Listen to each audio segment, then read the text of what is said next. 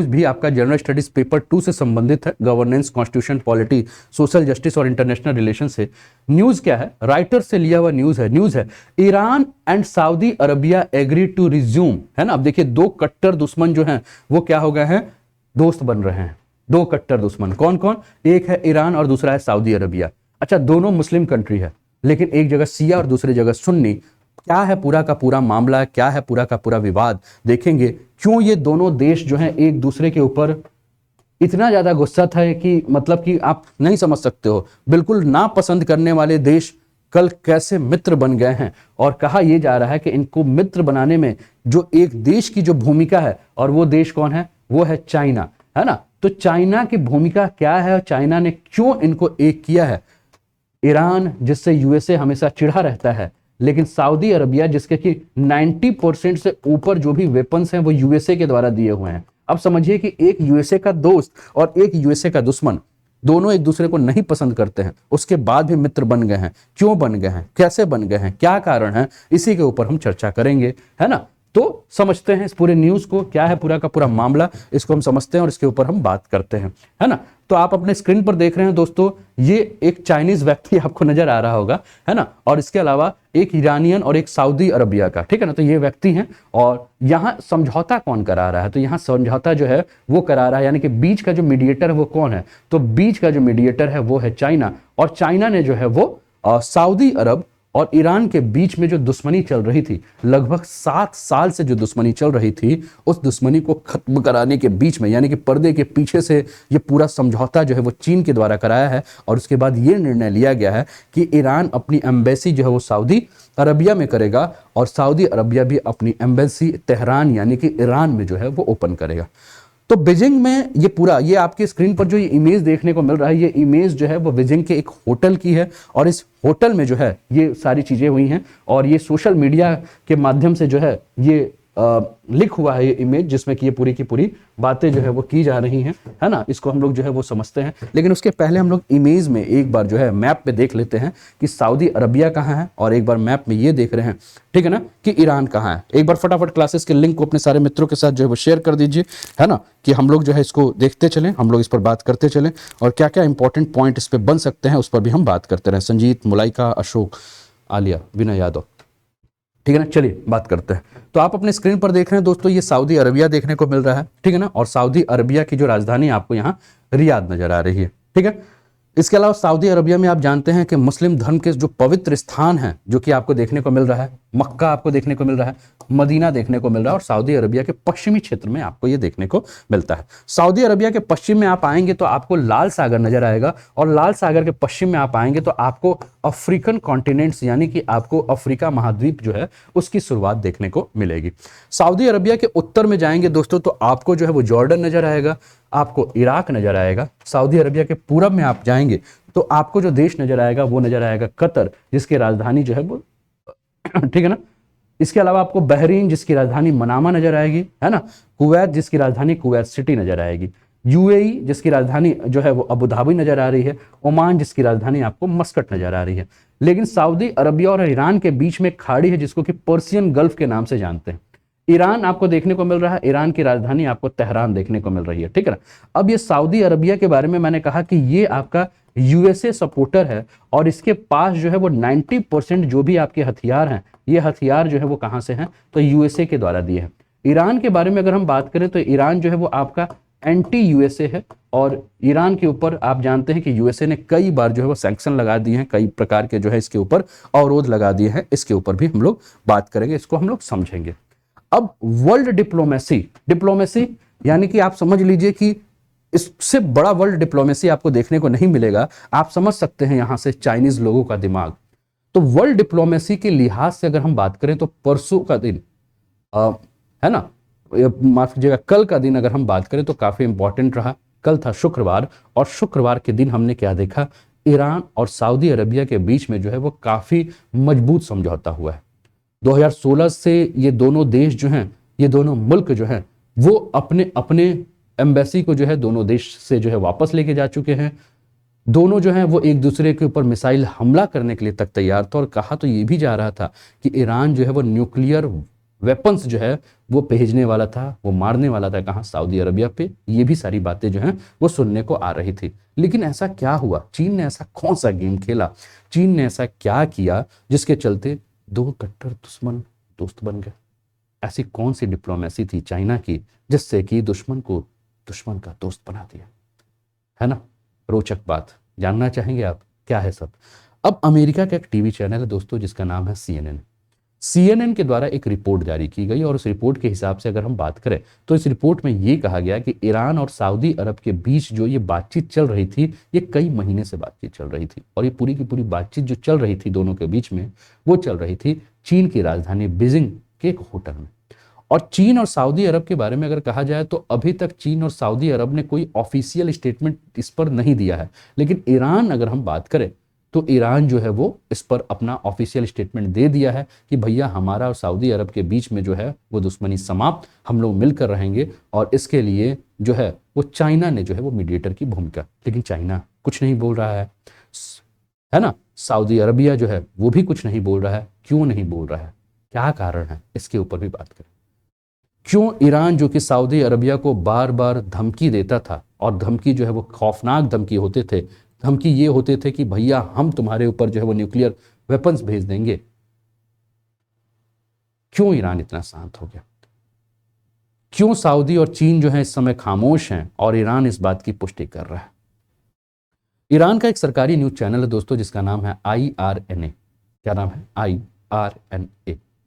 और IRNA के मुताबिक अगर हम बात करें तो उसने कहा कि मुल्क की सुप्रीम नेशनल सिक्योरिटी काउंसिल के जो चीफ हैं, जिनका नाम है अली समखहानी, उन्होंने चीन में अपने काउंटर पार्ट यानी कि मोहम्मद बिन अल एबान से जो है वो मुलाकात की है। और इस दौरान एक एग्रीमेंट के ऊपर जो है वो दोनों लोगों ने जो है वो क्या किया है, सिग्नेचर किया है। ठीक है ना? और जो सिग्नेचर किया गया है उस सिग्नेचर में सबसे हैरान करने वाली बात क्या है, जो कि ईरान की तरफ से बयान जारी करके कहा गया है कि देखिए भैया कई घंटे तक जो है वो सऊदी अरब चीन जो है वो मिलकर इस पर काम कर रहे थे ईरान के साथ, और ये समझौता हो चुका है, हम बहुत ही साथ में मिलकर काम करेंगे, साथ में रहेंगे। लेकिन चाइना और सऊदी अरबिया जो है वो खामोश क्यों है? और दूसरी बात है कि जब CNN ने रिपोर्ट दी तो अमेरिका भी इस पर कुछ नहीं बोल रहा है। ये भी आपको सोचना होगा, ठीक है ना? अमेरिका भी इस पर कुछ नहीं बोल रहा है। तो अमेरिका की चुप्पी, चीन की चुप्पी, सऊदी अरब की चुप्पी के अर्थ क्या है? अब इसको भी समझते हैं दोस्तों। जैसा कि मैंने जब इस टॉपिक को स्टार्ट किया तो मैंने कहा कि सऊदी अरब के पास जो हथियार हैं उसमें 90% हथियार कहां से हैं? तो USA के हथियार हैं। और तमाम जो टेक्नोलॉजी है वो कहां की है? USA की टेक्नोलॉजी है। बात को समझिए, यानी कि सऊदी अरब USA से हथियार तो ले रहा है, लेकिन इसने USA को यानी कि अमेरिका को यह बात नहीं बताई है कि बेटा जो तुम्हारा सबसे बड़ा दुश्मन है ना ईरान, इसके साथ हमारा इलू इलू चल रहा है। यानी कि अब हमारा जो ब्रेकअप हुआ था, है ना, वो हमारा पैचअप हो रहा है। 7 साल से जिसको हम फूटी नजरों से देखना नहीं पसंद करते थे, उसके साथ अब हम उसके घर में जो है एक कमरा अलॉट कर रहे हैं, और वो हमारे घर में आके एक कमरा अलॉट करेगा। ठीक है, तो कुछ बताया नहीं है इसने। क्यों नहीं बताया? दूसरी चीज जो है, अब चाइना क्यों नहीं कह रहा है? तो आपको याद होगा दोस्तों कि चाइना का एक क्षेत्र है जिसको कि हम ताइवान कहते हैं, जो कि स्वतंत्र होने के लिए जो बात कर रहा है। और ताइवान पे हम देखते हैं कि अमेरिका जो है एकदम नजर गड़ाए हुए है। अमेरिका चाइना को बार बार कहता है कि अगर ताइवान की तरफ देखोगे ना तो हम तुमको भून देंगे। और हम चाइना हमेशा कहता है कि ताइवान मेरा है, तुम इंटरफेयर मत करो। तो चाइना को ये भी डर है कि कहीं ऐसा मत हो कि अगर हम ये बात बोल दिए तो अमेरिका जो है वो ताइवान वाले मुद्दे को, और जो साउथ चाइना का जो क्षेत्र है जिसको अभी हम लोग मैप पर ये बात को देखेंगे, है ना, इस चीज को जानेंगे, तो ये साउथ चाइना का जो क्षेत्र है, उस साउथ चाइना के क्षेत्र में जो चीन के जो दुश्मन है, जिसको अमेरिका सपोर्ट कर रहा है, जिसको इंडिया सपोर्ट कर रहा है, कहीं ऐसा मत हो कि वहाँ साउथ चाइना सी वाला जो क्षेत्र है वहाँ विवाद ना हो जाए। तो इसलिए जो है कहा यह जा रहा है कि इसलिए ये चुप है। तो सऊदी अरब और चाइना का तो चुप रहना हमें समझ में आ रहा है, लेकिन अमेरिका क्यों चुप है? अमेरिका क्यों कुछ नहीं बोल रहा है? क्योंकि भैया अमेरिका जो है वो रसिया से एक जगह पहले से लड़ाई किया हुआ है, तो नया दुश्मन क्यों अपना खड़ा करे? तो कुल मिलाकर लग यही रहा है कि चीन ने अभी तक बयान इसलिए नहीं दिए क्योंकि अमेरिका उसके विरोधियों को जो है अब खुलकर साथ दे सकता है। किसके विरोधियों को? चीन के विरोधियों के। कौन कौन विरोधी हैं, एक बार मैप पे हम लोग फिर से इसको देख लेते हैं। है ना। मैप पर आप बड़े ध्यान से आप देखेंगे तो आपको इस बात को और भी अच्छे से समझ जाएंगे। आपको आपके स्क्रीन पर जो है साउथ चाइना सी नजर आ रहा है, ये आपको चाइना का फ्लैग नजर आ रहा है। और ये साउथ चाइना जो सी है इसके ऊपर आपका वियतनाम जो है वो भी कहता है कि ये मेरा है, मलेशिया कहता है कि मेरा है, ब्रुनई कहता है कि मेरा है, इंडोनेशिया कहता है कि मेरा है, फिलीपींस कहता है कि मेरा है, और ताइवान कहता है कि मेरा है। बात समझ रहे हो। इस साउथ चाइना सी पर जो है ये सारे के सारे लोग कहते हैं कि भैया मेरा अधिकार है ना? सारे के सारे। अब इस ताइवान को हेल्प कौन कर रहा है? तो इस ताइवान को हेल्प कर रहा है यूएसए, है ना। अभी मैं एक इमेज दिखाऊंगा जिसमें आप देखेंगे कि यूएसए ने पूरी अपनी आर्मी का एक पूरा ग्रुप ही जो है वो यहां सेट कर दिया है, ठीक है। और अभी आपने कुछ दिन पहले मेरे साथ करंट अफेयर्स की क्लास की थी जिसमें आपने देखा था कि इंडिया ने अपना जो सबमरीन है वो इस साउथ चाइना सी से जो है वो लेकर पार कर गया था, और चाइना को हवा भी नहीं लगा था कि उसके साउथ चाइना सी में, यानी कि चाइना के एकदम करीब जो है वो इंडिया का सबमरीन जो है वो जा चुका, पनडुब्बी जो है वो जा चुका था। तो चीन के चुप रहने के मायने ये हो सकते हैं कि चीन ये सोच रहा है कि भैया अगर हम बोले तो अमेरिका जो है वो क्या करेगा कि जितने भी इसके विरोधी हैं इनका सपोर्ट कर देगा। और साउथ चाइना सी, और साउथ चाइना सी के अलावा एक और क्षेत्र है जिसको कि हम इंडो पैसिफिक रीजन का क्षेत्र कह रहे हैं, यानी कि आपका हिंद प्रशांत क्षेत्र का बात कर रहे हैं। और हिंद प्रशांत क्षेत्र में आपको पता है कि एक समूह है जिसको कि हम क्वाड के नाम से जानते हैं, और इस क्वाड में अगर हम बात करें तो 4 देश आपको देखने को मिलते हैं। एक है आपका यूएसए, दूसरा है आपका इंडिया, तीसरा है आपका जापान, चौथा है आपका ऑस्ट्रेलिया। और इसको लेकर जो है वो चाइना बहुत दिनों से जो है वो विरोध कर रहा है। वो बार बार कह रहा है कि नाटो के तर्ज पर जो है अमेरिका ने जो है वो क्या किया है, ये 4 देशों का। अब हम चाइना का अमेरिका के साथ पटती नहीं है, इंडिया के साथ पटती नहीं है, जापान के साथ पटती नहीं है, ऑस्ट्रेलिया के साथ भी पट नहीं रही है ना। तो बार बार चाइना को जो डर है वो डर क्या है? चाइना को जो बार बार डर है यही डर है कि कहीं ऐसा मत हो कि इंडो पैसिफिक ओशियन वाला जो रीजन है वहां भी और साउथ चाइना सी में, इन दोनों क्षेत्र में जो है वो कहीं ऐसा मत हो कि अमेरिका जो है वो खुलकर जो है वो बाहर ना आ जाए। और इससे क्या हो जाएगा, इससे जो ताइवान के ऊपर बार बार चाइना धमकी दे रहा है ताइवान को, ठीक है ना, उस ताइवान को जो है वो सपोर्ट कर देगा, तो ताइवान कहीं खुलकर विद्रोह ना करने लगे। अब आप देखेंगे कि ड्रैगन को जो है उसी की भाषा में जो है वो अमेरिका जवाब दे सकता है। चीन की नेवी ताइवान पर सैन्य दबाव जो है जब बढ़ा रही थी तो अमेरिका ने जो है वो क्या किया था, अपना भी जो है भेज दिया गया था। और पहली बार यूएस नेवी जो है वो पूरी तरह से, अगर आप देखेंगे आपको ये इमेज देखने को मिल रहा होगा कि ये ताइवान में अमेरिकी वॉरशिप जो है वो पहले से जो है वो अमेरिका ने तैनात कर रखे हैं, ठीक है। अब ये जो वॉरशिप तैनात कर रखे हैं तो इसी के कारण अगर हम बात करें तो कहीं भी चाइना जो है वो हमला करने से जो है या खुलकर बोलने से जो है वो डरेगा, ठीक है। ये आपको चाइना देखने को मिल रहा है, ये आपको ताइवान का क्षेत्र देखने को मिल रहा है, ताइपे राजधानी दिख रही है, बीच में आपका ताइवान स्ट्रेट आपको देखने को मिल रहा है ना। तो अब यही प्रश्न है जो कि आपको एक न्यूज़पेपर ने कटिंग के माध्यम से किया है कि चीन हर कीमत पर ताइवान को हथियाना चाहता है, यूएस आर्मी ताइवान की मदद के लिए पहले से तैयार है, बाइडन ने भी बीजिंग को रोकने के लिए कमर कस ली है। क्या जिनपिंग को रोक पाएंगे बाइडन? अब तक अमेरिका की वजह से चीन हमला नहीं कर पाया है, कहां, ताइवान के ऊपर। तो ये पूरा मामला है, आप समझिए किस प्रकार से मामला कहीं और का है, जुड़ कहीं और से गया है। कैसा लग रहा है सेशन, कमेंट जरूर कीजिए। टेलीग्राम का लिंक आपको जो है वो दिया हुआ है, वहां से टेलीग्राम को ज्वाइन कर लीजिए। आप समझ रहे होंगे, कॉपी पेन अपने साथ रखते रहिए, नोट करते रहिए, है ना। और आपको जैसा कि मैंने बता दिया है कि अब हम लोगों ने एक नई शुरुआत की है आज से, और वो नई शुरुआत क्या है कि आप जब जिस तारीख को क्लास देखेंगे उस दिन का क्या ऐतिहासिक महत्व है वो हम लोग सबसे पहले बात जानेंगे और उसके बाद आगे बढ़ेंगे, है ना। रिंगा पवार, सभी का स्वागत है मेरे दोस्त। और एक बार क्लासेस को जो है वो लाइक कर दीजिए और अपने मित्रों के साथ एक बार शेयर कर दीजिए। चैनल के पर पहली बार होंगे तो चैनल को सब्सक्राइब करके बेल आइकन भी दबा दो। अभी तक मात्र 147 लाइक है दोस्तों। अगर आपने अभी तक लाइक नहीं किया है क्लास को और क्लास पसंद आ रही तो एक थम्सअप तो बनता है ना। गुरु के लिए इससे बड़ी गुरु दक्षिणा क्या हो सकती है कि उसका जो स्टूडेंट है, उसके जो व्यूअर्स हैं वो क्लास को पसंद कर रहे हैं।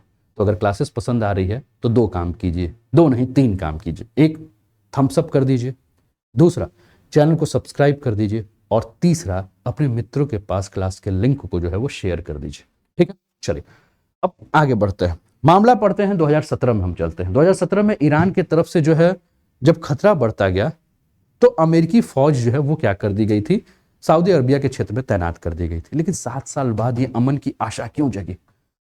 अब ईरान के बारे में अगर हम बात करें दोस्तों तो ईरान क्या है, तो ईरान के बारे में अगर हम बात करें तो ईरान जो है वो आपको क्या देखने को मिलता है, ईरान जो है वो आपका सिया बहुल एरिया देखने को मिलता है। जबकि सऊदी अरब के बारे में अगर हम बात करें तो ये सुन्नी मुस्लिम की मेजॉरिटी वाला देश है।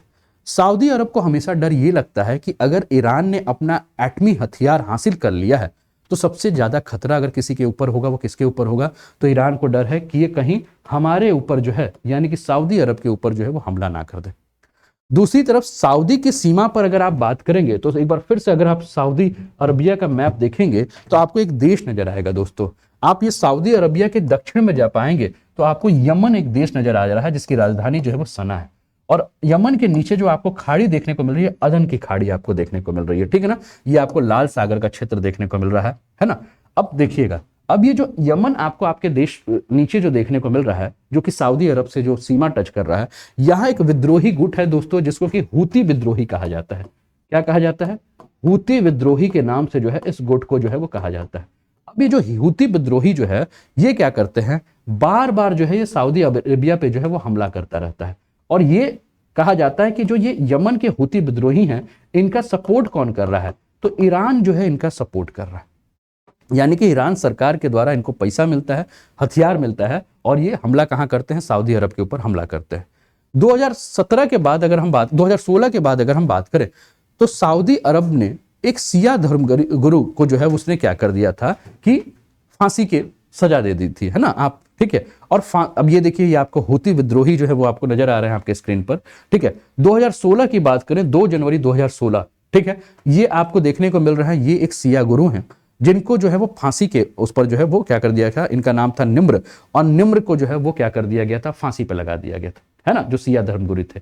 अब इसके बाद अगर हम बात करें तो इसके तुरंत बाद आप देखेंगे कि ये तेहरान में जो है वो सऊदी अरब का जो है वो एम्बेसी देखने को मिल रहा है और इस पर जो है वो ईरानियों ने जो हमला बोल दिया था। और इसके बाद सऊदी अरब और ईरान के बीच के जो रिश्ते हैं वो एकदम खटास में पड़ गए थे और सऊदी अरब और ईरान के मध्य जो रिश्ते खटास में पड़े थे तो दोनों ने जो अपनी एम्बेसी थी वो बंद कर दी थी। ईरान ने सऊदी अरब और यूएई के खिलाफ जो है वो कई बार साजिशें रची, ऐसा कहा जाता है। और उसने ये भी कहा जाता है कि दोनों ने जो है दोनों के जो दुश्मन है वो क्या है, हूती विद्रोही हैं। तो इन दोनों को वो क्या करता है, हथियार देता है और जो भी फैसिलिटीज है वो ईरान मुहैया कराता है और कहता है कि तुम क्या करो, यूएई पर और यूएई के अलावा जो है वो तुम सऊदी अरब के ऊपर जो है वो हमला करो, है ना, दोनों को जो है वो परेशान करो, ऐसा कहा जाता है कि ये काम वो कर रहा है, ठीक है। इसके अलावा अगर हम बात करें तो सऊदी और यूएई का जो बॉर्डर एरिया है उस पर कई बार रिफाइनरी पर जो हमले जो किए गए हैं वो हूती विद्रोहियों के द्वारा किए गए। सऊदी के जो क्राउन प्रिंस हैं और जो पीएम है जिनका नाम है सलमान, उन्होंने ईरान से निपटने के लिए जो है वो कई बार अमेरिका से गुहार लगाई है, अमेरिका से कहा है कि आप हमारी मदद करें। लेकिन कई मुद्दों पे और भी हम बात करें तो दोनों कई मुद्दों पे टकरा गए हैं। जैसे कि आज से 7 साल पहले की बात हमने कहा, जैसे कि हमने कहा ना कि एक धर्मगुरु की जो है वो क्या कर दी गई थी, हत्या कर दी गई थी। ये आप अपने स्क्रीन पर देखिए 2 जनवरी 2016 को 46 अन्य लोगों के साथ निम्र को भी आतंकवाद के आरोप पर फांसी दे दी गई थी। उन्हें देशद्रोह, अवज्ञा और हथियार रखने के आरोप में गिरफ्तार किया गया था। निम्र ने कहा कि उन्होंने कभी भी हथियार नहीं उठाया है और ना ही वो हिंसा को जो है वो प्रोत्साहित कर रहा है। तो 7 साल पहले जासूसी के आरोप में जो है वो लगभग 46 अन्य लोगों को, 32 सिया मुसलमान जो थे उनके खिलाफ मुकदमा हुआ और 30 सऊदी अरब के ही नागरिक थे उसमें, और उनको क्या कर दिया गया था, फांसी पे लटका दिया गया था। और ईरान ने जो है वो कहा कि भैया हम इसका बदला लेंगे और अभी ये सब जो है जेल में है। इसके बाद सऊदी अरब ने जो है वो ड्रग स्मगलिंग के उस पर जो है वो ईरान के 3 नागरिकों को जो है वो मौत की सजा दे दी थी। दोनों देशों के बीच में कई बार ऐसा मौका आया है कि दोनों देश जो है वो एक दूसरे के ऊपर हमला करने के लिए तैयार थे, ठीक है। और इस दौरान सऊदी अरब ने जो है वो क्या किया था, अमेरिका से कहा था कि आप जो है वो ईरान के खिलाफ हमारे साथ खड़े होइए। 3 साल पहले की अगर हम बात करें तो इस समय 2023 चल रहा है, 2020 की अगर हम बात करते हैं तो 2020 में ईरान परमाणु संधि से जो है वो बाहर हो गया था और तेहरान पर जो है वो प्रतिबंध जो है लागू कर दिया गया था। किसके द्वारा? अमेरिका के द्वारा। क्यों? क्योंकि अमेरिका चाह रहा था कि वो प्रतिबंध लगा के जो है ईरान को सबक सिखा दे। और इसके लिए मीटिंग भी हुई, कई सारी बातें भी हुई। अमेरिका के सीधे हमले में उलझने के बजाय अगर हम बात करें तो ये कहा गया कि अमेरिका ने कहा कि देखो भैया हम क्यों हमला करें, हम क्या करते हैं कि सऊदी अरब और ईरान के बीच में जो है वो पहले से जो टकराहट है तो हम क्यों ना सऊदी अरब के द्वारा जो है वो ईरान के ऊपर जो है वो हमला कराएं, ठीक है ना। यानी कि सऊदी अरब को जो है वो क्या बनाना चाहता था, अमेरिका वही बनाना चाहता था जो इस समय यूक्रेन को बना रहा है। बात समझ रहे हैं? अमेरिका की पूरी चाल को भी समझिएगा, सब घटना को एक एक करके जोड़िएगा तो आपको पूरा मामला समझ में आएगा। 2014 बीबीसी की एक रिपोर्ट आती है और बीबीसी की इस रिपोर्ट में कहा गया था कि जल्द ही सऊदी अरब के पास जो है वो परमाणु बम होगा और यह पाकिस्तान जो है उसके लिए हेल्प करेगा। यानी कि सऊदी अरब के लिए अगर कोई बम बनाएगा तो कौन बनाएगा?